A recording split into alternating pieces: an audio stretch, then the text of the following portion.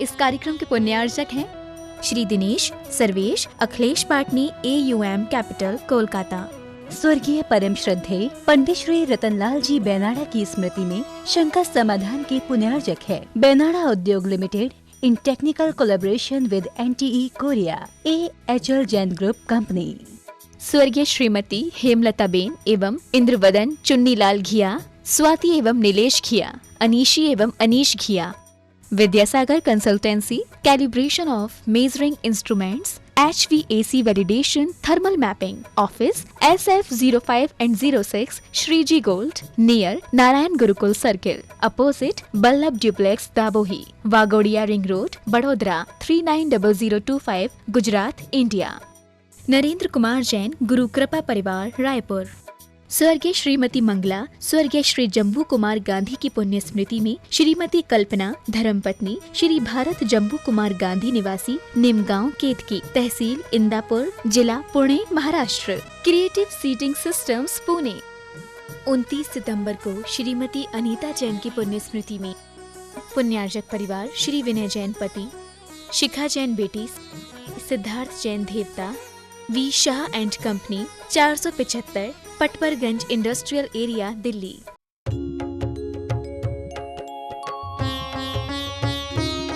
शंका समाधान। एक स्वादाचार्य गुरुवर विद्यासागर जी महामुनिराज की जय जय जय। बोलिए गुणायतन प्रणेता, शंका समाधान प्रवर्तक, भावना योग प्रवर्तक, प्रखर वक्ता, परम पूज्य 108 मुनिवर श्री प्रमाण सागर जी मुनिराज की जय जय जय। बोलिए परम पूज्य 108 मुनिवर श्री अरह सागर जी मुनिराज की जय जय जय।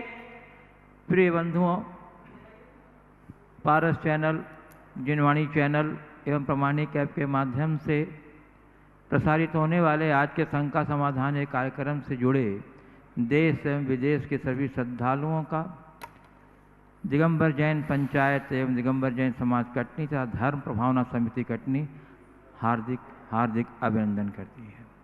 मैं आपको लिए चलूं शंका समाधान की ओर। इसके पूर्व रोज की तरह हम लोग पूज्य गुरुदेव के चरण कमलों में सामूहिक रूप से त्रिवार नमोस्तु निवेदित करते हुए उनके मंगल में आशीर्वाद से अपने को अभिषेक करके साथ करेंगे।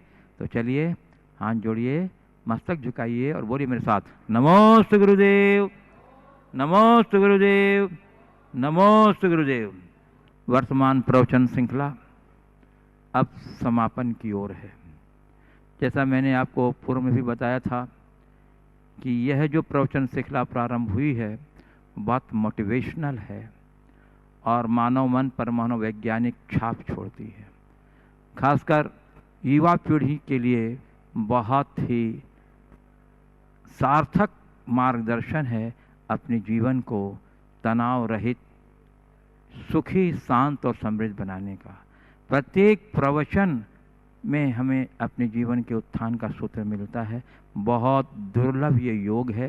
ये गुरुदेव की असीम अनुकंपा का हम लोगों को एक प्रकार से समझिए अनुदान है, जो अपनी व्यस्ततम चर्या में से अपने उपयोगी क्षण को निकाल के हम लोग को दे रहे हैं। तो हम लोग का कर्तव्य बनता है कि हम अधिक से अधिक इस प्रवचन श्रृंखला का प्रचार करें, अधिक से अधिक लोगों को इस प्रवचन श्रृंखला से जोड़ें, क्योंकि ऐसी प्रवचन श्रृंखला बहुत अद्भुत है और अपने आप में बेमिसाल है। इसलिए आपसे मेरा अनुरोध है कि आप जुड़े रहिए। और दूसरी बात, मैंने आपको प्रातःकाल में बताया था कि इस वर्ष दीपावली के बाद अष्टानिका महापर्व के पावन प्रसंग में पूज्य गुरुदेव के मंगल सानिध्य में श्री चक्र महामंडल विधान अष्टमंडलीय संस्कृत का यहाँ आयोजित होने जा रहा है, जिसमें मुख्य रूप से कटनी के समाज की भागीदारी तो होगी ही, बाहर के लोगों को भी यथाशक्य के अवसर मिलेगा। मंडल सुबह तक तो कुछ बच रहे थे, लेकिन अब पूरे मंडल पूर्ण हो चुके हैं। अब सिर्फ आप उस तिथि का इंतजार कीजिए और आपको घर बैठे विभिन्न चैनलों के माध्यम से, यूट्यूब के माध्यम से, प्रमाणिक ऐप के माध्यम से पूरा अवसर मिलेगा इस विधान के साथ जुड़ने का। तो आप अभी से मन बना करके अपनी दिनचर्या को उसी प्रकार व्यवस्थित करके रखें। और चलिए अब मैं आपको लिए चलता हूँ गुरुदेव के अनुमति से शंका समाधान की ओर।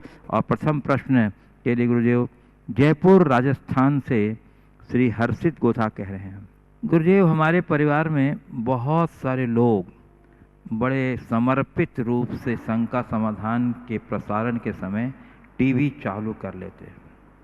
जब उनसे पूछा कि इस तरह सुनने का क्या फ़ायदा, अगर अनुसरण नहीं करना, तो बोले कि अरे एक आध बात भी समझ में आ गई तो बहुत कल्याण हो जाएगा। गुरुदेव मुझे साफ दिखाई देता कि उनका बहुत भला हो सकता है अगर वो आपकी कही बातों का अनुसरण करें।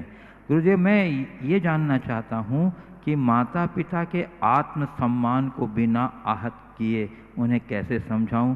और दूसरी बात, परिवर्तन की बात आते ही पिताजी कहते हैं अरे इस उम्र में परिवर्तन की उम्मीद ना रखें। मुझे लगता है ये गुरुदेव सीखना और परिवर्तन तो मृत्यु तक चलता है, कृपया मार्गदर्शन। देखिए, जहाँ तक लाभ का सवाल है, सुनने के का लाभ मिले न मिले ये बात की बात है। जितनी देर सुन रहे हैं उतनी देर तक तो लाभ मिल रहा है, क्या ये कम है? अगर कोई व्यक्ति अपना समय निकालकर 1 घंटा तक लगातार प्रवचन या शंका समाधान के कार्यक्रम में अपनी भागीदारी रखते हैं तो ये कम बड़ा लाभ तो नहीं है। उतनी देर धर्म ध्यान तो हो रहा है ना। हाँ, जहाँ तक परिवर्तन का सवाल है, परिवर्तन की कोई उम्र नहीं होती। जीवन के अंत तक परिवर्तन घटित किया जा सकता है, सीखा जा सकता है, सीखना चाहिए। जहाँ तक यह परिवर्तन की उम्र थोड़ी है, इस उम्र में परिवर्तन थोड़ी हो सकता है, ये कहना है, ये अंदर की कमजोरी को प्रकट करता है। हर व्यक्ति परिवर्तित हो सकता है यदि वो परिवर्तन करना चाहे। इसलिए हमें क्या करना है? अपने जीवन में अंत तक परिवर्तन का प्रयास करना है। और किसी दूसरे को अगर हम धर्म कर्म में लगा देखकर ये महसूस करते कि इनमें कोई खास बदलाव या परिवर्तन नहीं दिख रहा, तो उसे भी हमें सकारात्मक दृष्टि से देखना चाहिए। ये नहीं देखना चाहिए कि इनका सब धर्म कर्म व्यर्थ है। ऐसे लोगों के विषय में ये सोचना चाहिए कि कम से कम इतनी देर तक तो धर्म कर रहा है। हो सकता है कोई क्षण ऐसा है और इनका हृदय बदल जाए, जीवन परिवर्तित हो जाए। सकारात्मक दृष्टि रखिए।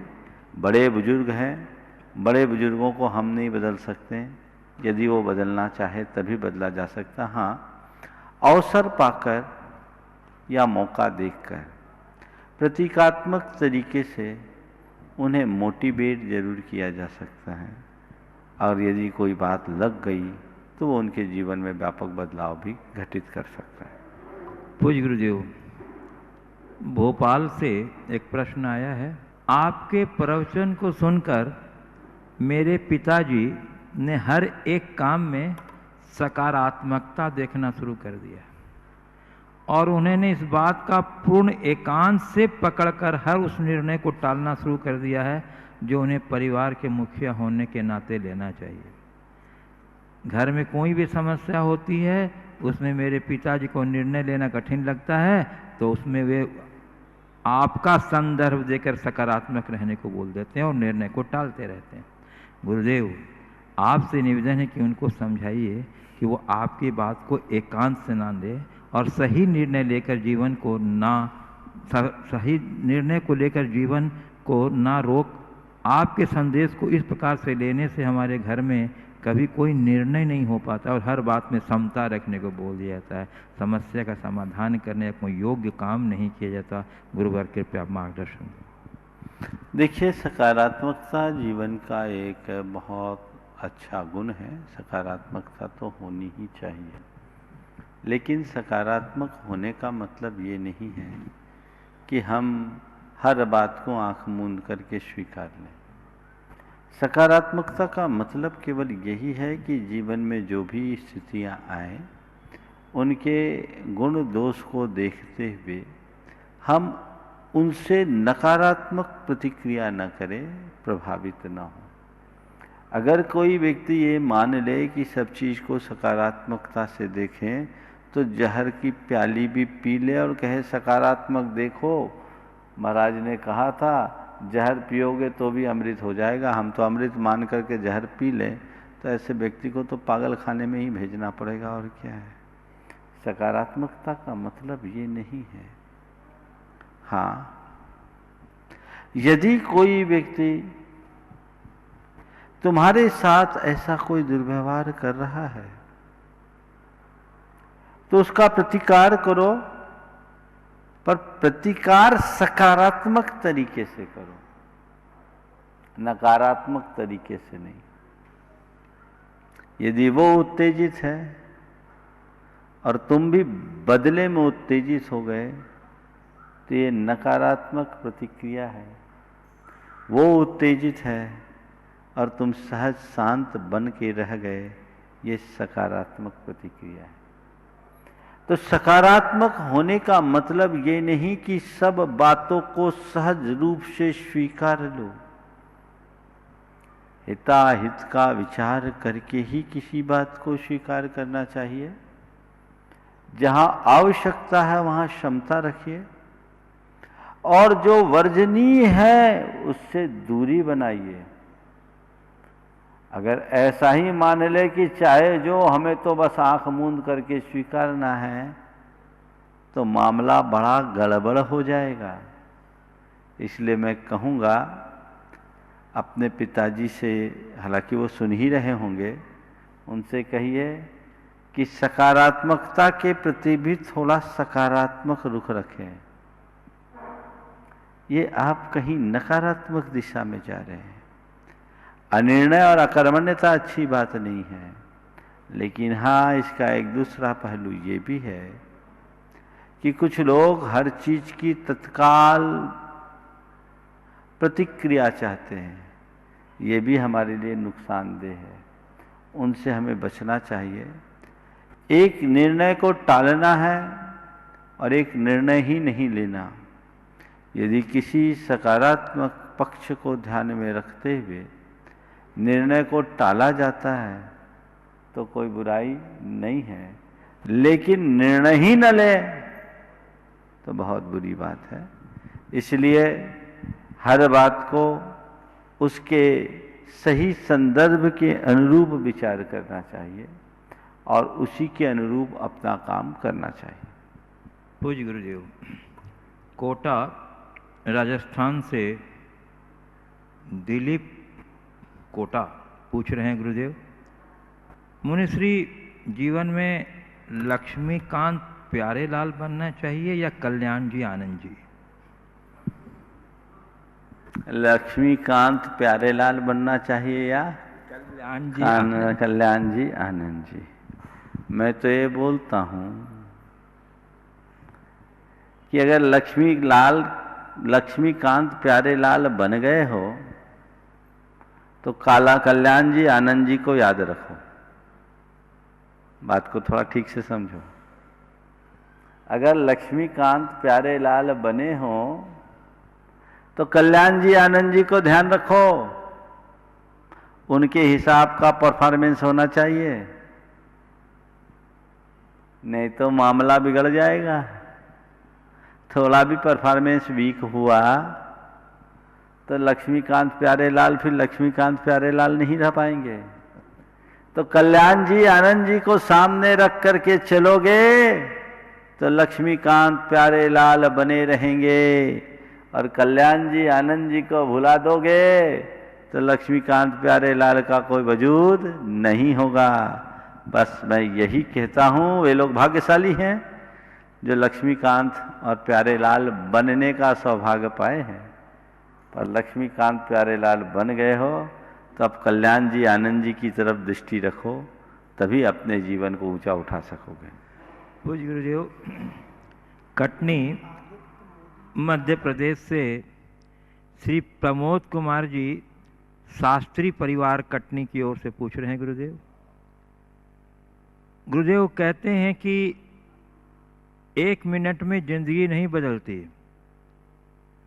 परंतु 1 मिनट सोच कर लिया गया फैसला पूरी जिंदगी बदल देता है। बोलो जी, कह रहे हैं गुरुदेव कि 1 मिनट में जिंदगी नहीं बदलती, परंतु 1 मिनट सोच कर लिया गया फैसला पूरी जिंदगी बदल देता है। गुरुदेव, जिज्ञासा है कि वह सोच का स्वरूप क्या होना चाहिए ताकि जिंदगी में बदलाव आ सके। बहुत अच्छा सवाल है। 1 मिनट में जिंदगी नहीं बदलती, पर 1 मिनट सोच कर लिया गया निर्णय पूरी जिंदगी को बदल डालता है। बहुत अच्छा वाक्य है। आपने पूछा है कि 1 मिनट में जिंदगी बदल दे, उस सोच का स्वरूप क्या होगा। निर्णायक सोच बहुत महत्वपूर्ण होती है। सही समय पर लिया गया सही निर्णय संपूर्ण जीवन की दिशा को बदल डालता है। तो हमारी सोच निर्णायक हो, यह हमारी दृष्टि में रहना ही चाहिए। और निर्णायक सोच वे ही ले पाते हैं जिनके अंदर औचित्य गुण होता है। औचित्य गुण का मतलब ही कुल इतना है कि जो उचित और अनुचित के विचार करने में दक्ष हो। समझ गए? नीति शास्त्रों में लिखा है, औचित्य गुण में एकत्र, गुण राशि में एकतः, औचित्य गुण संयोगेन सर्वे गुणा द्रुमायते। कि एक तरफ औचित्य गुण और एक तरफ तुम्हारे जीवन के सारे गुण, जहां औचित्य गुण आता है वहां सारे गुण अपने आप आ जाते हैं। तो ये उचित और अनुचित के विचार की क्षमता अपने अंदर विकसित होनी चाहिए। ऐसी क्षमता के विकास से ही हम अपने जीवन की वास्तविक समुन्नति कर सकेंगे। पूज्य गुरुदेव, गया बिहार से गुनायटन ट्रस्टी श्री देवेंद्र अजमेरा FOI पूछ रहे हैं। गुरुदेव, यदि किसी दान दाता द्वारा कहीं मूर्ति स्थापित हुई है और कालांतर में उसकी पूजा प्रक्षाल नहीं हो पा रही हो, तो इसमें क्या दोष है, तथा इस दोष का भागी वहाँ के प्रबंधक होंगे या हजारों दूर किलोमीटर बैठा वो दान दाता? देखिए, कहीं भी प्रतिमाएं विराजमान हो तो उसकी पूजा अर्चा की व्यवस्थाएं पहले सुनिश्चित करनी चाहिए। जहाँ भी लोग आजकल प्रतिमाएं विराजते हैं, प्रतिमाओं को विराजने का आजकल बहुत अच्छा निमित्त भी बन रहा है, लोगों में उत्साह भी रहता है। पर प्रतिमा विराजिए, पर विराजने से पहले समझ लीजिए कि यहाँ पूजा अर्चा की क्या व्यवस्था होगी। और प्रतिमा विराजमान कर्ता को कुछ ऐसी व्यवस्था बना करके रखनी चाहिए कि यावत चंद्र दिवाकर हो इनकी पूजा अर्चा निर्बाध होती रहे। ये प्रयास सभी को करना ही चाहिए। हाँ, शास्त्रों में ये बात जरूर लिखी है कि जिन प्रतिमा को विराजमान करना भी नित्य पूजा है। इसलिए जिसने प्रतिमा विराज दिया उसका भार तो पूर्ण हो गया, उसके खाते तो पुण्य आएगा ही आएगा। अब अगर कहीं की पूजा प्रक्षालन नहीं हो रही है तो ये दोष उनके माथे लगेगा जिनके हाथ में उसकी प्रबंध व्यवस्था है, विराजमान कर्ता का नहीं। बल्कि विराजमान कर्ता को तो श्री जी को विराजने के बाद भूल जाना चाहिए कि मैंने भगवान विराजे। भगवान हमारे थोड़ी, भगवान तो भक्तों के हैं, तो ठीक रहेगा। पूज्य गुरुदेव, डाली मालगुजार कटनी। पूछ रही हैं महाराज श्री, हर इंसान में कोई न कोई कमी होती है, उसे कैसे समझें और उस कमजोरी को अपनी ताकत किस प्रकार बनाएं? हर इंसान में कोई न कोई कमजोरी होती है और उसे कम से कैसे समझें और कमजोरी को ही अपनी ताकत में कैसे बदलें। देखिए, अपनी कमजोरी को समझने के लिए मनुष्य को चाहिए कि वो अपना अंतर विश्लेषण करके देखे, अपनी अंतरात्मा में झांक कर देखे, खुद को निहारे परखे समझे। तभी हमें हमारी कमियों का आभास होगा, एहसास होगा। और यदि हमें हमारी कमी दिखती है तो हम उसे स्वीकारें और उन कमियों के प्रति अपने मन में ऐसा संकल्प जगाएं कि उन कमियों को हम दूर करके अपने अंदर अतिरिक्त ताकत उत्पन्न कर सकें, ताकि ये जो आज तक की हमारी कमजोरी थी वो हमारी ताकत बन जाए। देखिए, एक व्यक्ति था जिसकी एक बड़ी कमजोरी थी, जल्दी न बोल पाने, बहुत संकोची स्वभाव। कई बार उस व्यक्ति को इसका बड़ा नुकसान भी हुआ कि वक्त पर बोल नहीं पाए, चूक गए। उसने इसे नोटिस में लिया। वक्त पर नहीं बोल पाने का नुकसान हुआ, नोटिस में लिया और उसने ठान लिया अब मैं वक्त पर ही बोलूंगा। तो पहले भी वो कम बोलता था, अब भी कम बोलता है, लेकिन पहले अपने कमजोरी के कारण वक्त पर सही नहीं बोल पाता था, बोल ही नहीं पाता था। और जब से उसने ये ठाना कि अब मैं केवल वक्त पर ही बोलूंगा, तो वह वक्त में बोलने में समर्थ हो गया और उसकी बात ऐसी तार्किक और मानविक होती कि कोई उसकी बात को नकारने में ही समर्थ नहीं। सब बोल चुके, उसके बाद उससे पूछा जाता है, भैया आपकी क्या राय है? यह है कमजोरी को ताकत में बदलने का उदाहरण। जो कभी बोल नहीं पाता था अब भी कम बोल रहा है, लेकिन वक्त पर बोल रहा है। थोड़ी सी दिशा बदलिए, सब कुछ स्वाभाविक रूप से घटित होगा। पूज्य गुरुदेव,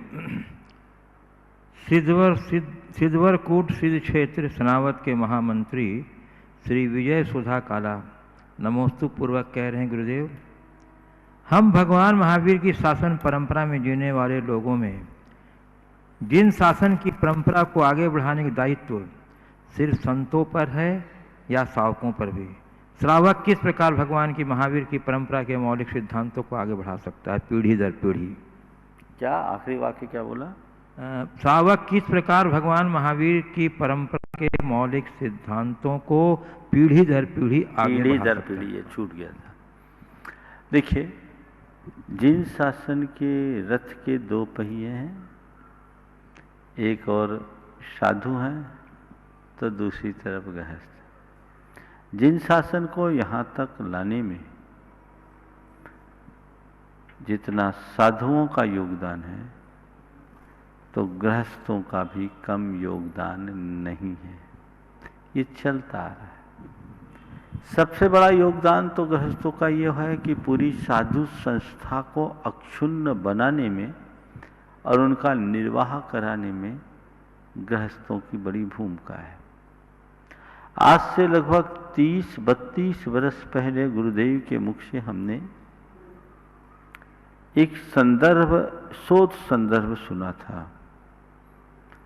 किसी महिला ने एक शोध किया, शोध मैंने पढ़ा नहीं, गुरुमुख से ही सुना था। उसमें ये बात सामने आई कि जैन धर्म और बौद्ध धर्म दोनों समकालीन रहे, लेकिन क्या वजह है कि जैन धर्म तो आज भी भारत में है, पर बौद्ध धर्म अपने मूल उत्पत्ति स्थान में न टिक सका, बाहर चला गया। आज जितने बौद्ध हैं वो सब नौ बौद्ध हैं, जो अंबेडकर जी के काल में परिवर्तित हुए। उससे पहले बौद्धों की संख्या भारत में लगभग नगण्य सी थी। उसमें उन्होंने अपने शोध में जो बात लिखी, वो बहुत ध्यान देने लायक है। कहा कि बुद्ध ने नाति काम नाति कष्ट का मध्यम मार्ग बनाया, सब भिक्षु बन गए, उनका निर्वाह कराने वाले कोई नहीं बचे। पर भगवान महावीर ने मुनि आरिका शावक शाविका रूप चतुर्विध धर्म संघ की स्थापना की। नतीजा साधु साध्वी के रूप में मुनियों और आरिकाओं जहां बने तो श्रावक और श्राविकाओं ने उनका निर्वाह किया। तो उनकी चर्या का निर्वाह कराने वाले भारत में बने रहे, इसलिए भारत में जैन धर्म अपने अस्तित्व को आज तक बचाए हुआ है। और बुद्धों के यहाँ ये नहीं था, इसलिए भारत में वो टिक न सका। विषय और आगे है, वहाँ बाहर क्यों टिका वो अभी मेरे विषय का प्रतिपाद्य नहीं है, लेकिन वो अलग विषय है, मैं उसकी चर्चा फिर कभी अलग प्रसंग में करूँगा। लेकिन ये एक बात बहुत ध्यान देने योग्य है, बिना श्रावक के साधु परंपरा आगे नहीं बढ़ सकती। इसलिए इसे तुम लोगों को अपना सौभाग्य समझना चाहिए और शक्ति भर जिन शासन के रथ को आगे बढ़ाने में अपना योगदान देते रहना चाहिए। कुछ गुरुदेव, अब मैं कुछ बाद में।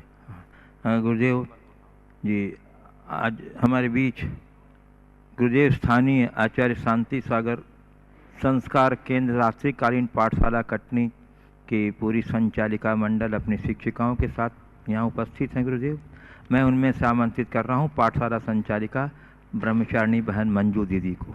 महाराज श्री को त्रिवार नमोस्तु। हाँ। हमारे पाठशाला की सभी बहनों की तरफ से भी नमोस्तु और हमारे परिवार की तरफ से भी नमोस्तु। महाराज श्री, भारतीय संस्कृति में संस्कारों का बड़ा ही महत्व है।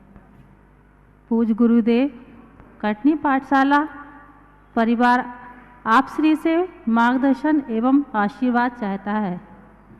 महाराज श्री, हमारे परिवार के बच्चे निरंतर पाठशाला आएं, जिससे हमारे आने वाली पीढ़ी संस्कारवान बने और आप अब संस्कृति से कैसे बचे, इस पर क्या कर सकते हैं जिससे आने वाली पीढ़ी को देखकर लगे कि ये पाठशाला के बच्चे हैं।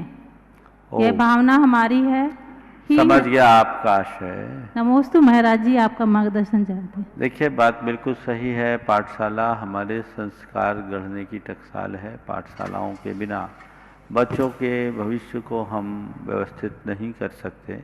मैं तो हमेशा कहता हूँ, आप अगर चाहते हैं कि आने वाले दिनों में आपका बच्चा मैं जैन हूँ इस बात का एहसास कर सके, तो उसे बचपन से पाठशाला जरूर भेजिए। वहीं वो संस्कारों को ग्रहण कर सकेगा और आधारभूत बातें जान सकेगा।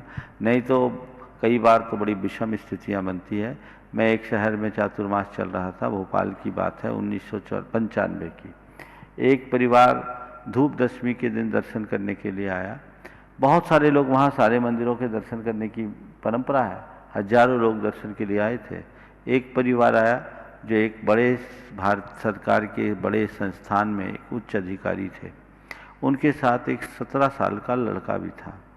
वो लड़का आकर के हमें देख रहा है तो मानो कोई अजूबा देख रहा है, दोनों हाथ अपने पैंट में रखे हैं और कुछ अजूबा सा देख रहा है।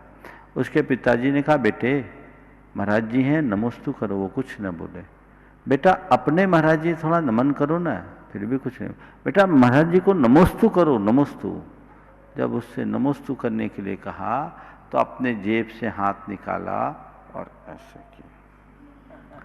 मैंने उसके पिताजी की तरफ इशारा करते पूछा, ये क्या है, कौन है ये? बोले महाराज जी हमारा बेटा है। बोले ये क्या है? बोले महाराज गलती इसकी नहीं, अपराध हमारा है। गलती इसकी नहीं, अपराध हमारा है। जब ये छोटा था हमारी जॉब ऐसी जगह थी जहाँ न मंदिर थे न मुनिराज थे, और उसके बाद ये 6th क्लास से लगातार हॉस्टल में रहा है महाराज। इस साल 12th करके यहाँ है। जीवन में पहली बार मुनिराजों को देखा है। इसने जैन संस्कार पाया ही नहीं, ये कॉन्वेंट में पढ़ा है, तो नमस्कार करने के लिए भी यही तरीका इसको समझ में आया है।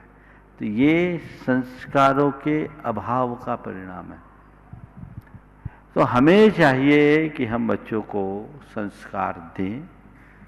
चूंकि आपने ऐसे दौर में सवाल किया है जब तो स्कूल ही बंद, तो पाठशाला तो बंद रहेंगे ही।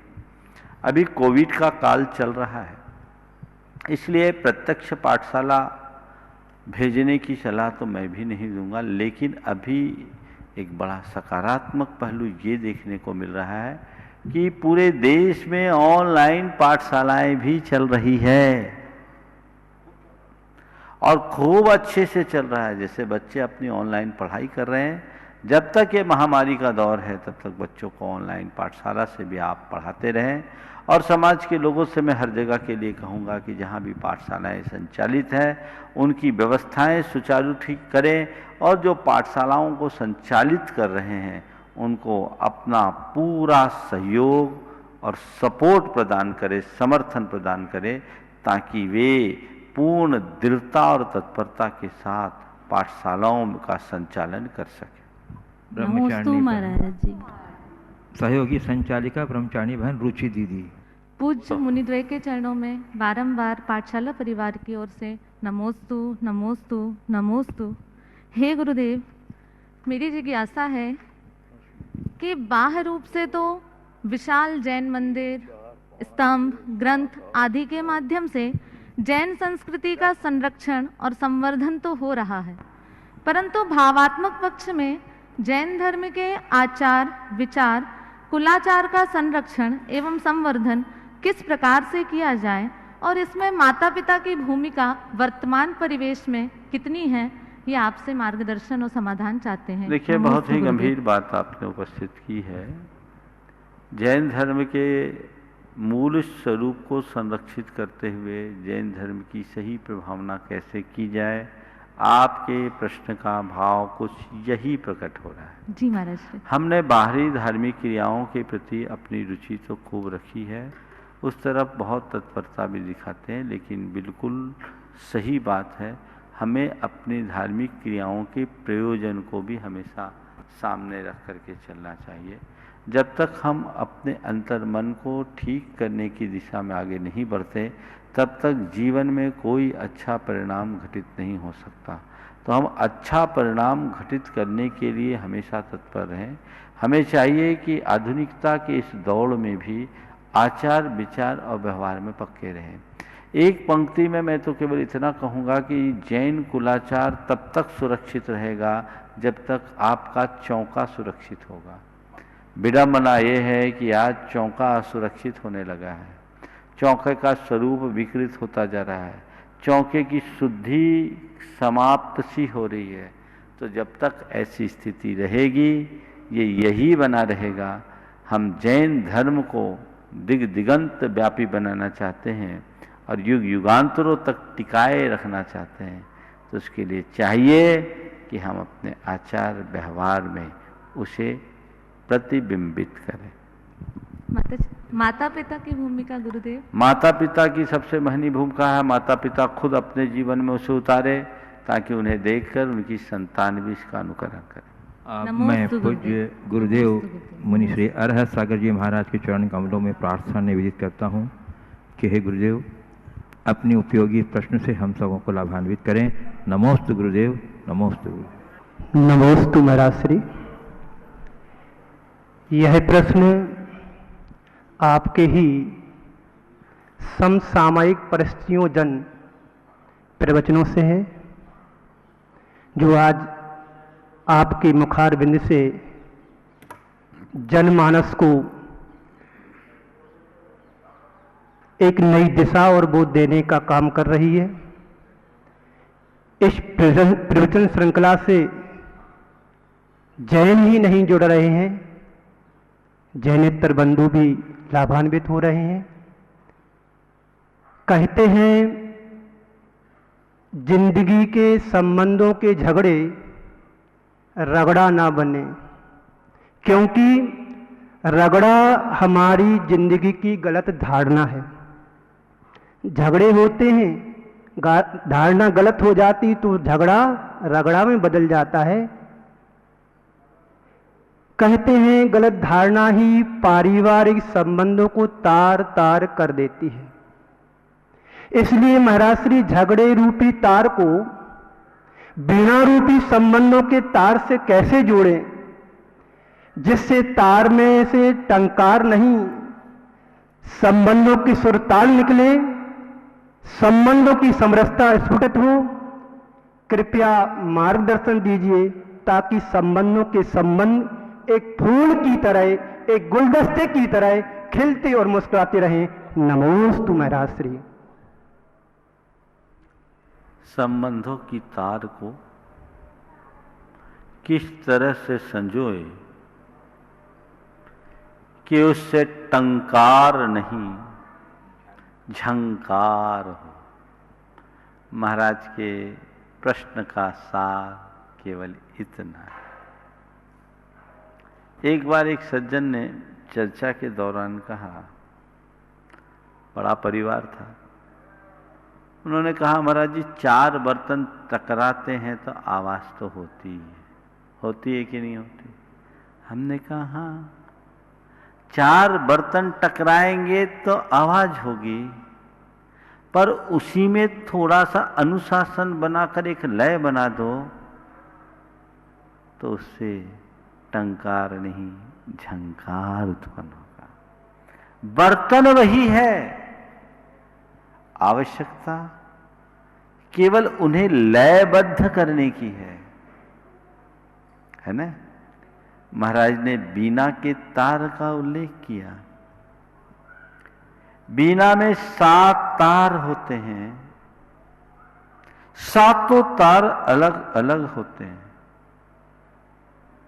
पर उन 7 तारों में अलग रहने के बावजूद इंटरनल एडजस्टमेंट होता है। नतीजा, जब कभी उस बीना पर उंगलियां चलाई जाती है तो 7 तार समवेत स्वर में अपनी आवाज देते हैं। 7 तार से समवेत स्वर फूटता है, नतीजा संगीत निकलता है, वो झंकार होती है। 7 तार अगर अपना अलग अलग राग अलापने लगे तो झंकार नहीं टंकार बनेगी। तो बस टंकार को झंकार में बदलने का एक ही सूत्र है, वो है एडजस्टमेंट, इंटरनल एडजस्टमेंट। यदि ऐसा करने में हम सफल हो गए तो मान करके चलना वह हमारे जीवन की एक बड़ी उपलब्धि बन गई। नमोस्तु महाराज श्री। बंधुओं, आचार्य श्री के परम आशीर्वाद से गठित द्वैदय महासंघ भोपाल जीवदया के क्षेत्र में बहुत उल्लेखनीय कार्य कर रहा है, तो प्रशंसनीय भी है। अच्छा, तो मैं आमंत्रित कर रहा हूँ उस दयादय महासंघ के महामंत्री जो वर्तमान हैं श्री वीरेंद्र जी मालथौन, उनकी धर्मपत्नी श्रीमती रितु जी को, कि वो गुणायतन ट्रस्टी भी हैं, मैं उन्हें आमंत्रित कर रहा हूँ। उनके साथ में हमारे वीरेंद्र जी मालथौन भी अपनी सहभागिता देंगे। नमोस्तु गुरुदेव। महाराज श्री के चरणों में हमारे पूरे परिवार की तरफ से, हमारे सारे दोस्तों के परिवार की तरफ से, और जो महामारी की वजह से आपके पास नहीं आ पा रहे हैं उन सब की तरफ से आपके चरणों में त्रिवार नमोस्तु नमोस्तु नमोस्तु। प्रश्न ये है महाराज जी, सागर से है ये, बालक हिलव्यू से सुषमा देवी देव कुमार जी के यहाँ से है, उनके परिवार की ओर से भी नमोस्तु। 4 प्रकार के दानों में श्रेष्ठ दान कौन सा है एवं किस प्रकार का दान के माध्यम से वर्तमान में एवं अगले भवों में सार्थक बना सकें, दिशा दें। देखिए, दान मात्र श्रेष्ठ है और हमें जब जहाँ जैसा अवसर आ जाए उस तरीके से दान का कर्म करना चाहिए। समझ गए? ऐसे 4 प्रकार के दानों में आहार दान, औषधि दान, उपकरण दान और आवास दान है। इन चारों दानों में मुख्य रूप से आहार दान को प्रमुखता दी गई और शास्त्रों में बताया कि आहार दान देने से रत्नत्रय का दान हो जाता है, क्योंकि साधु को दिए गए आहार से ही साधु की रत्नत्रय की आराधना होती है, दिन भर की चर्या पलती। इसलिए आहार दान को प्रमुखता दी गई है पात्र दान के हिसाब से। और हम जब लौकिक दान की दृष्टि से विचार करें तो उसमें सबसे बड़ा दान करुणा दान या अभय दान। बंधुओं, आज हमारे बीच देवोदय महासंघ भोपाल के जो पूर्व सचिव थे श्री सुरेंद्र जी मालथौन महामंत्री, दुर्योग से आज हमारे बीच नहीं हैं और उनके असामयिक निधन के उपरांत उनके स्थान पर श्री वीरेंद्र जी मालथौन को महामंत्री के रूप में नियुक्त किया गया है, उनका चयनित हुआ है। और आज वो श्री वीरेंद्र जी मालथौन पूज्यदेव के चरण कमलों में उनका आशीर्वाद ग्रहण करने आए हैं, उस महामंत्री पद के जिम्मेदारी को ग्रहण करने के लिए, ताकि उनके आशीर्वाद से, और 1 महीने से निभा भी रहे हैं, परंतु आज विशेष रूप से इसी उद्देश्य से यहाँ आए हैं, गुरुदेव के उद्देश्य के लिए। और उनके साथ में आमंत्रित कर रहा हूँ देवोदय महासंघ भोपाल के कोषाध्यक्ष श्री प्रेमचंद जी प्रेमी कटनी को भी, कि वो आए और वो भी अपनी कुछ बातें भी रखेंगे और अपनी कुछ जिज्ञासाएं भी रखेंगे। जिज्ञासा नहीं, बातें करो जल्दी। हाँ, नमोस्तु महाराष्ट्री, नमोस्तु महाराष्ट्री, नमोस्तु महाराष्ट्री। देवोदय महासंघ के हमारे पूर्व महामंत्री श्री सुरेंद्र जैन जी गंज वसुधा का असामयिक निधन हो गया था। तात्कालिक व्यवस्था के साथ ही हम पर विश्वास करके, हमारी कार्यशैली को देख करके आचार्य भगवान श्री विद्यासागर जी महाराज और आपने पूज्य मुनि प्रमाण सागर जी महाराज ने हम पर विश्वास किया और हमें एक बहुत बड़ी जिम्मेदारी देवोदय महासंघ के माध्यम से इस कार्य को आगे बढ़ाने के लिए सौंपी है। मैं विशेष रूप से आभारी रहूँगा आदरणीय प्रभात जी मुंबई का और हमारे खुशहाल जी भाई साहब और प्रेमचंद जी प्रेमी कटनी वालों का, जिनके साथ हमें आगे कंधे से कंधा मिला करके देवोदय महासंघ को ऊंचाइयों पर ले जाना है। हमारे अध्यक्ष महोदय मल्ल कुमार जी वर्तमान में दिल्ली में हैं, आज यहाँ नहीं हैं। हम तीनों को मिलकर के देवोदय महासंघ को उस ऊंचाई पर ले जाना है जैसी भावना आचार्य विद्यासागर जी महाराज ने इस महासंघ के गठन के पूर्व भाई थी। कई बार अभी जब महाराष्ट्री ने उत्तम त्याग के दिवस से देवोदय महासंघ के सहयोग के लिए अपील की थी, तो कुछ लोगों को भ्रम था कि देवोदय महासंघ क्या है। वर्तमान में मध्य प्रदेश, उत्तर प्रदेश, झारखंड, कर्नाटक, दिल्ली, हरियाणा, राजस्थान जैसे अनेक प्रांतों में, पश्चिम बंगाल, नॉर्थ ईस्ट, आसाम में देवोदय महासंघ के अंतर्गत 100 से ज़्यादा गौशालाएं सक्रिय रूप से काम कर रही हैं। तो इन सारी गौशालाओं को एक सूत्र में बांधने के लिए एक संगठन तैयार हुआ था, देवोदय महासंघ। निश्चित रूप से स्थानीय दान के हिसाब से, वहाँ के जन सहयोग से गौशालाएं चलती हैं। देवोदय महासंघ में उन लोगों का दान आता है जहाँ गौशालाएं नहीं हैं, तो पूज्य महाराज श्री के प्रेरणा लेकर के वो देवोदय महासंघ को दान देते हैं। और इस वर्ष तो सारे रिकॉर्ड तोड़ दिए, लोगों ने दिल खोल करके कोरोना काल में भी बहुत सा दान देवोदय महासंघ तक पहुंचाया है। मैं प्रत्येक व्यक्ति को विश्वास दिलाना चाहता हूं कि जो भी दान आपने, कितनी भी राशि दान देवोदय महासंघ को दी हो, प्रत्येक राशि का उपयोग जीव दया के क्षेत्र में, गौशालाओं के हित में, गायों की सेवा में ही किया जाएगा। देवोदय महासंघ के अंतर्गत जो गौशाला संचालित हो रही हैं, उनमें सबसे पहली प्राथमिकता उन गौवंश को दी जाती है जो गौवंश कटने के लिए जा रहा होता है। ट्रकों को रोक करके पुलिस उन गौवंश को हमारे पास तक पहुंचाती है। बीमार गौवंश, दुर्घटनाग्रस्त गौवंश और वृद्ध गौवंश को स्थान देवोदय गौशालाओं में दिया जाता है।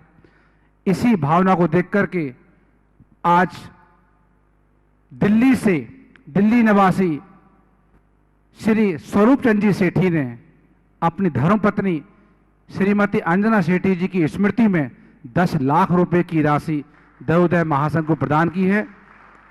मैं स्वरूप चंद जी सेठी के स्वास्थ्य लाभ के लिए पूज्य मुनि संघ से निवेदन करूंगा कि उनको आशीर्वाद दें, वो जल्दी स्वस्थ हों, 85 वर्ष की अवस्था में भी पूर्ण रूप से उनके भाव दान के बने रहते हैं। और मैं विशेष रूप से धन्यवाद देना चाहूँगा अजीत जी अजमेरा जी का, उन्होंने इस दान के लिए उनको प्रेरणा दी और यहाँ तक हम लोगों को दान लाने में सहयोग किया। अजीत जी अजमेरा जी के बहुत बहुत धन्यवाद। और अभी तक देवोदय महासंघ में जिन लोगों ने उत्तम त्याग दिन से आज तक दान दिया है, अनेक लोगों को हमने व्हाट्सएप पर रसीद उनकी भेज दी है। यदि किसी कारणवश आपको रसीद अभी नहीं मिल पाई है, सॉफ्ट कॉपी या हार्ड कॉपी में नहीं मिल पाई है, तो मुझे मेरे नंबर पर एक बार पुनः व्हाट्सएप कर दें, स्क्रीनशॉट व्हाट्सएप कर दें, जो भी आपका ट्रांजैक्शन का आईडी है वो व्हाट्सएप कर दें, जरूर कर दें। हम 2-3 दिन में ये व्यवस्था करेंगे कि आपको उसकी रसीद मिल जाए। कोरोना काल की वजह से हम महासंघ के पदाधिकारी आपस में नहीं बैठ सके, नहीं बैठने के कारण वो विधिवत समय पर आप रसीद नहीं पहुंच पाई है, इसके लिए मैं क्षमा चाहता हूं। आगे से इस बात की पुनरावृत्ति नहीं होगी, विधिवत आपसे संपर्क बना रहेगा। हम चाहते हैं इस संपर्क आपसे बना रहे। और साथ में आज श्रीमती सुषमा जिन, देव कुमार जिन, बालक हिलबू सागर ने भी आज 51,000 रुपए की राशि देवोदय महासंघ के लिए दी है। देवोदय महासंघ उनका भी बहुत बहुत आभार व्यक्त करता है। जिन लोगों ने, मैं तो सबसे बड़ा आभार व्यक्त करता हूं, धन्यवाद ज्ञापित करता हूं, अनुमोदना करता हूं उन लोगों की, क्योंकि यहां तो महाराज श्री के चरणों में 11,000 रुपए से अधिक और 11,000 रुपए राशि देने वालों के नाम उद्घोषित हुए थे, लेकिन जिन्होंने 5100 रुपये दान किया है, 1100 रुपये दान किए, उनकी मैं बहुत बहुत अनुमोदना करता हूं। नाम नहीं था, अंतर्मन से उन्होंने जीवदया के लिए जो दान दिया है निश्चित रूप से फलदायी होगा। मैं चाहता हूं आप सबका आशीर्वाद मेरे सर पर बना रहे, संतों का आशीर्वाद बना रहे, हमारी कमेटी पर बना रहे, हमारी समिति पर बना रहे, ताकि मैं अंतर्मन से, पाक साफ मन से इस जीवदया के कार्य को आगे बढ़ा सकूं। बहुत बहुत धन्यवाद। नमस्ते। मुनिद्वय के चरणों में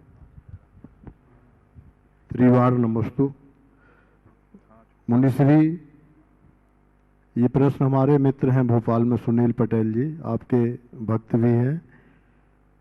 उनका प्रश्न है, विकल्पित मन को संकल्पित कर देने वाले परम पूज्य गुरुदेव के चरणों में त्रैवार नमोस्तु। प्रश्न है, पुरानी परंपराओं को तोड़ते हुए धर्मायतनों यानी मंदिर, धर्मशाला, छात्रावास, औषधालय इत्यादि के हित में लिए गए कठिन निर्णयों से समाज के कुछ लोग असंतुष्ट हो जाते हैं, जबकि कालांतर में यही निर्णय मील का पत्थर साबित होते हैं। इन असंतुष्ट साधर्मी बंधुओं को कैसे संतुष्ट किया जाए, कृपया स्थितिकरण करने की कृपा करें। आपने ऐसा सवाल किया है जो इस मंच से कहने मात्र से कुछ नहीं होगा। देखिए, समाज में सब तरह के लोग होते हैं। हमारी पहली कोशिश होनी चाहिए कि हम किसी भी संस्था की मूलभूत भावनाओं का ख्याल रखते हुए उसका निर्वाह करें और उसी अनुरूप उसका विकास करें। संस्था के विकास में यदि उसकी मूलभूत भावनाएं प्रभावित होती है तो ये बात थोड़ी ठीक सी नहीं लगती। जहाँ तक है असंतुष्ट लोगों के लिए, तो हमें चाहिए कि हम पहले अपनी व्यवहार कुशलता से उन्हें संतुष्ट कर लें, यथासंभव संतुष्ट कर लें, ताकि समाज में समरसता बनी रहे।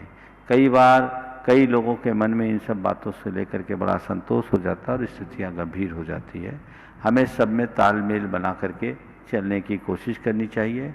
अगर इक्का दुक्का व्यक्ति का असंतोष हो तो उस असंतोष को तो हमें नज़रअंदाज भी करना चाहिए, लेकिन यदि पूरी समाज ही उससे सहमत ना हो तो हमें उस पर गंभीरता से विचार करना चाहिए। दो बात मैं जरूर कहूँगा देवोदय महासंघ के लिए। देवोदय महासंघ लगभग पिछले 15 वर्षों से 20 वर्षों से निरंतर अच्छा काम कर रही है और पिछले 3-4 वर्षों से तो इसके कार्य में और वृद्धि हुई।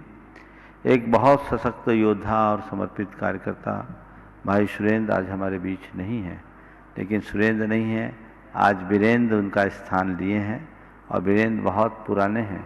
अभी ये सागर गौशाला के अध्यक्ष भी हैं और वर्षों से जुड़े हैं। इनमें बड़ी क्षमता है और सबके विश्वास को देखते हुए इन्हें दायित्व सौंपा गया है। मुझे पूरा भरोसा है कि वीरेंद्र भाई सुरेंद्र से एक कदम आगे ही रहेंगे और अपना तन मन धन दे करके इस कार्य को आगे बढ़ाने में अपनी महती भूमिका अदा करेंगे। आज देश को देवोदय महासंघ के विषय में बताने की अब कोई आवश्यकता नहीं है।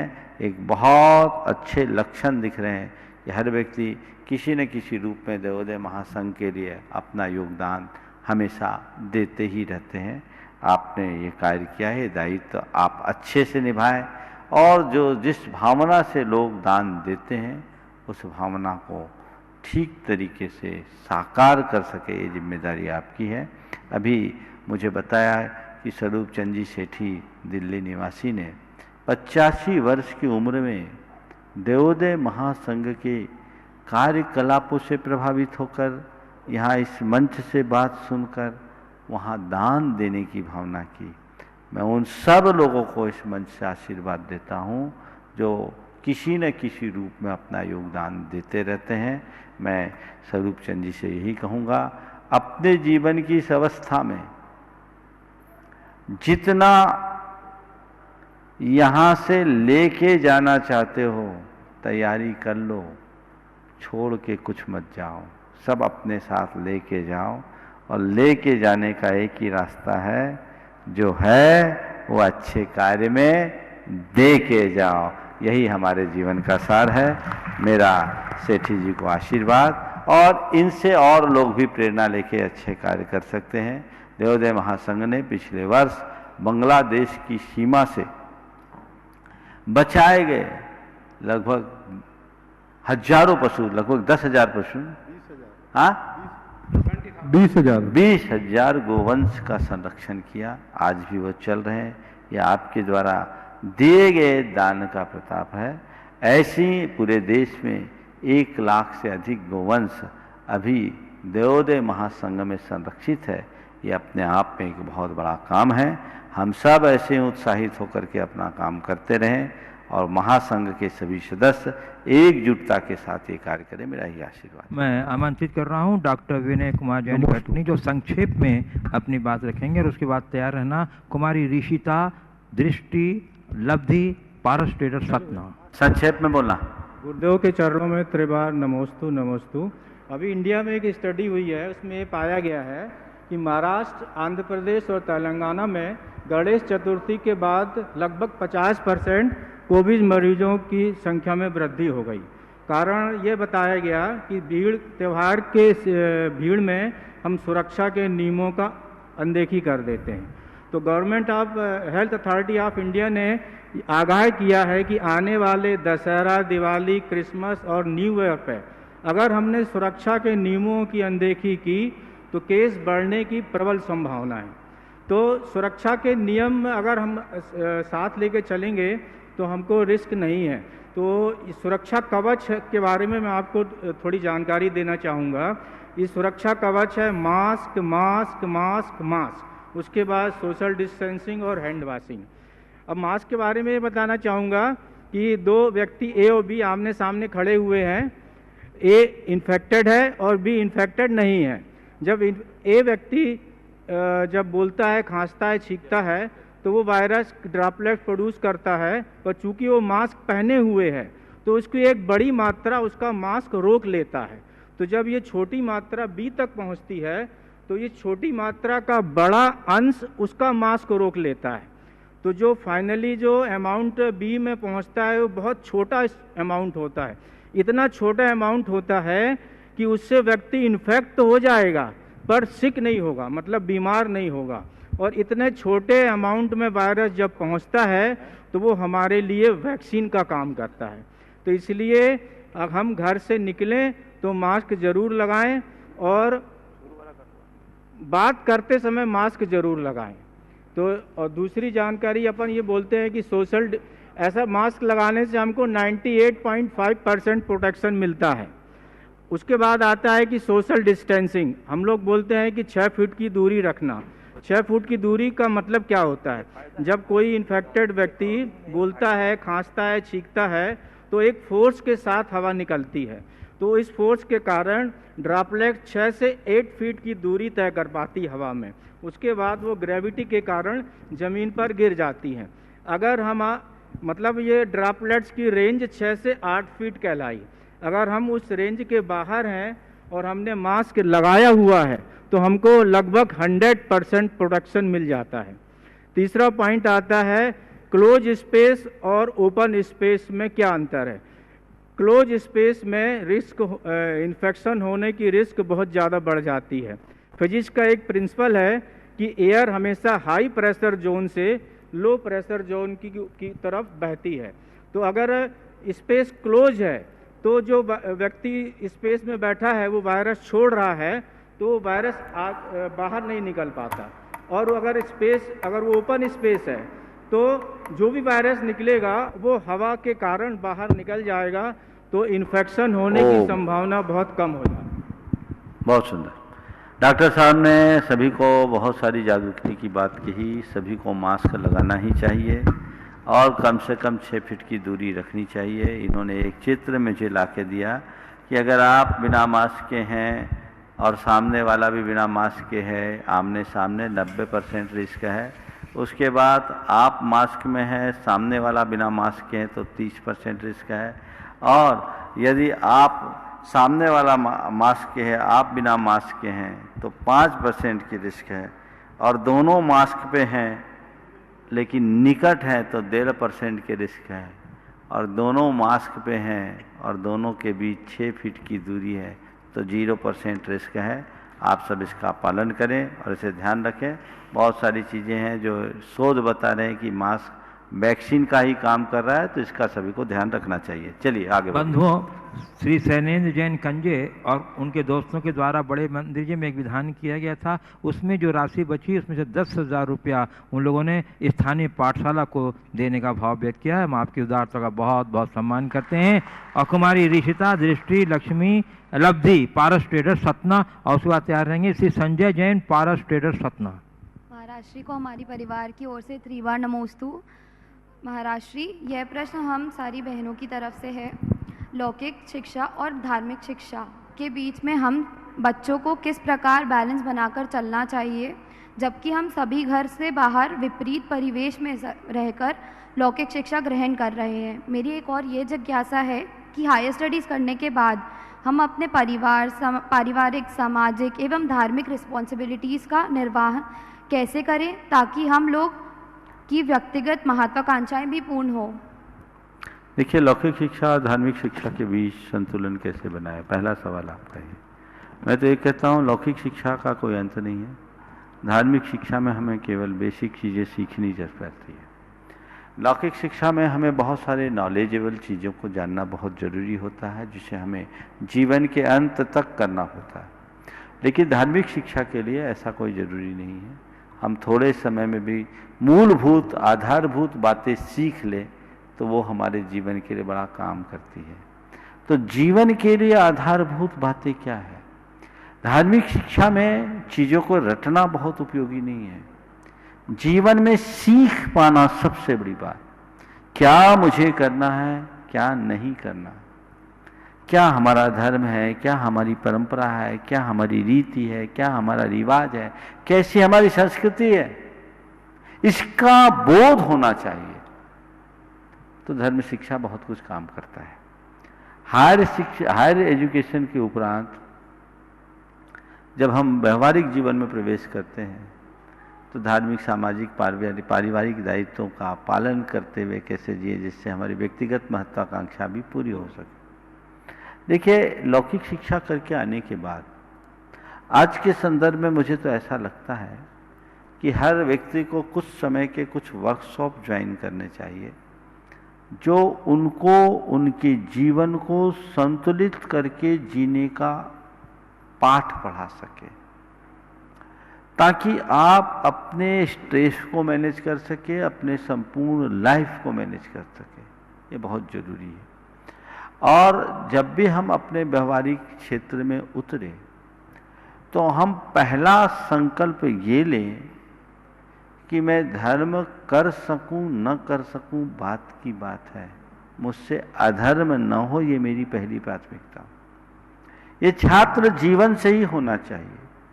और यदि ऐसा करके हम चलेंगे तो वो हमारे जीवन की बेहतरी का बड़ा आधार बनेगा और हम सब कुछ अच्छा कर सकेंगे। प्रश्न बहुत अच्छा है, लेकिन समय आपको ऐसा मिला कि ज़्यादा विस्तार नहीं। आखिरी प्रश्न के लिए आइए। श्री संजय जैन, पारस ट्रेडर, सतना। महाराज जी के चरणों में त्रिवार नमोस्तु नमोस्तु नमोस्तु। महाराज जी, मेरा प्रश्न है आपके सुबह के प्रवचन को लेके ही है। आपने प्रवचन में कहा था कि जो अपने अधीनस्थ कर्मचारी हैं, सेवाकर्मी हैं, उनको हमेशा धन्यवाद देना चाहिए। पर आज के परिवेश में जो कर्मचारी हैं उन इतने ज़्यादा गैर जिम्मेदार होते चल रहे हैं कि वो मतलब अपने आप को मालिक से बड़ा समझते हैं, या फिर वो ये सोचते हैं कि मेरे बिना मालिक का काम नहीं चलेगा। तो ऐसे परिवेश में क्या उनको धन्यवाद देना चाहिए या फिर कैसे उनको संभालना चाहिए, ये मेरा प्रश्न। मैं तो ये मानता हूँ जिम्मेदार मालिक का सेवक भी जिम्मेदार होता है। यदि वो कहीं से गैर जिम्मेदार हो रहे हैं तो कहीं ना कहीं हमारी कमी होगी। मैं एक प्रसंग आपको बताता हूँ। मैं एक स्थान पर था, नाम ही ले लेता हूँ। सागर में 1997 में हमारा चातुर्मास हुआ और हमारे पैर में फ्रैक्चर हो जाने के कारण हम चातुर्मास स्थल तक नहीं पहुंच पाए। अंकुर कॉलोनी में हमारा प्रवास हुआ और महेश जी बिलेहरा के ऑफिस में हमारा विश्राम हुआ। वहीं हमने चातुर्मास किया। पीछे एक छोटा सा वर्कशॉप था, वहीं हम लोग सौंप जाते थे। काफ़ी खुली जगह थी। वहाँ एक आदमी फैब्रिकेशन का अकेला काम करता रहता था, कोई देखने वाला नहीं, लेकिन वो काम बड़ी तत्परता और लगन से करता था। मैं शौच में गया हुआ था, मेरे साथ ब्रह्मचारी थे। उनके बीच जो वार्ता हुई वो मैं सुना रहा हूं। उससे पूछा, भैया तुम लोग यहाँ काम करते हो, कोई देखने वाला नहीं है? बोले देखने की क्या जरूरत है? बोले तुम्हारा मालिक नहीं दिखता, तुम लोग इतना सब काम अपने से करते हैं। बोले हम उस मालिक के लिए जीते हैं जो हमारे लिए मरता है, यहाँ देखने का क्या काम। बोला मेरी पत्नी की किडनी खराब हुई, उन्होंने 1.5 लाख रुपया एक क्षण में दे दिया। तो यदि हम इस तरह का उदाहरण प्रस्तुत करें तो जीवन में बहुत बड़ा बदलाव भी घटित किया जा सकता है। एक आपस में ऐसा संबंध बनना चाहिए। मानता हूं उधर से भी ऐसी चीजें, लेकिन उनको अगर सही मोटिवेशन मिले तो बहुत कुछ अच्छे परिवर्तन भी आ सकते हैं। धन्यवाद शब्दों में देना ही जरूरी नहीं है, भावों में भी परिलक्षित होना चाहिए और इस तरीके का व्यवहार बनना चाहिए मानो सभी एक टीम के सदस्य बनकर काम कर रहे हैं, तो ज्यादा अच्छा होगा। इस प्रकार आज के सत्र को परम पूज्य गुरुदेव के चरणों में नमन अर्पित करते हुए यहीं पर विराम बोलिए। परम पूज्य आचार्य गुरुवर श्री विद्यासागर जी महाराज। बोलिए परम पूज्य स्वामी श्री प्रमाण सागर जी महाराज की।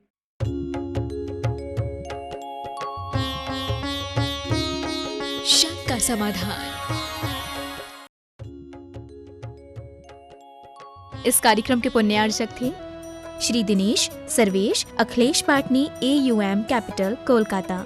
स्वर्गीय परम श्रद्धेय पंडित श्री रतनलाल जी बेनाड़ा की स्मृति में शंका समाधान के पुण्यार्चक है बेनाड़ा उद्योग limited in technical collaboration with NTE Korea, AHL Jain group company. स्वर्गीय श्रीमती हेमलता बेन एवं इंद्रवदन चुन्नीलाल घिया, स्वाति एवं नीलेश घिया, अनीशी एवं Anish Ghiya, Vidyasagar consultancy, calibration of measuring instruments, HVAC validation, thermal mapping. Office SF05 and 06, Shriji Gold, near Narayan Gurukul Circle, opposite Ballabh Duplex, Dabohi, Wagodia Ring Road, Badodara 390025, Gujarat, India. Narendra Kumar Jain, Guru Kripa परिवार, रायपुर। स्वर्गीय श्रीमती मंगला, स्वर्गीय श्री जम्बू कुमार गांधी की पुण्य स्मृति में श्रीमती कल्पना, धर्मपत्नी श्री भारत जम्बू कुमार गांधी, निवासी निमगांव, केतकी, तहसील इंदापुर, जिला Pune, Maharashtra. Creative seating systems, Pune. 29 सितंबर को श्रीमती अनीता जैन की पुण्य स्मृति में पुण्यार्जक परिवार श्री विनय जैन पति, शिखा जैन बेटी, सिद्धार्थ जैन देवता, V Shah and company, 475 Patparganj industrial area, Delhi.